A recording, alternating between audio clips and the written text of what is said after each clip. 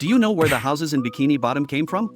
Most people believe they're gifts from God. Whenever someone needs a house, they simply write their wish on a balloon and send it to the surface, hoping King Neptune will hear their prayers. But one day, the gifts stop coming. Disappointed and frightened, the residents decide to sacrifice a fish to appease King Neptune. To address everyone's concerns, SpongeBob resolves to find King Neptune himself. A crowd gathers outside the Pineapple House as soon as the news breaks. Even Radio Bikini Bottom comes to report. If SpongeBob succeeds in finding King Neptune, he'll become the hero of Bikini Bottom. However, Mr. Krabs won't miss any opportunity to make money. With everyone cheering, SpongeBob sets out. However, something unexpected happens, and everyone loses interest. Sandy steps forward and explains that gravity won't work. SpongeBob immediately comes up with a plan. He ties balloons to his body and floats effortlessly upwards. Passing through a swarm of jellyfish, SpongeBob begins his ascent toward the surface. Just at the last moment, a mass blocks his path. It turns out the ocean is filled with human garbage. SpongeBob puts on his anti-gravity shoes and begins searching for an exit. He even plays music with a comb to cheer himself up, but he accidentally drops it. The residents below mistake it for a farm tool from King Neptune.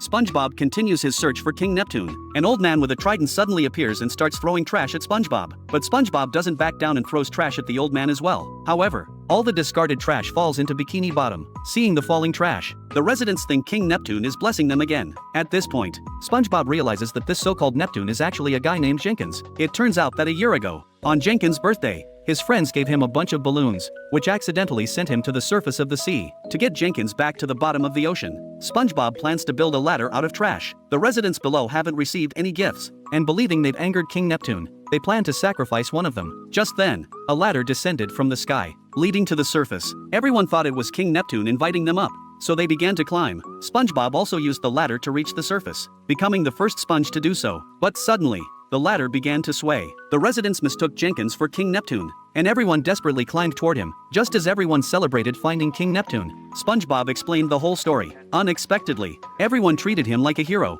Just then, the ladder finally collapsed under the weight. Jenkins was thrilled, having finally returned to the bottom of the ocean. Suddenly, a flash of lightning flashed across the sky, and the real King Neptune appeared.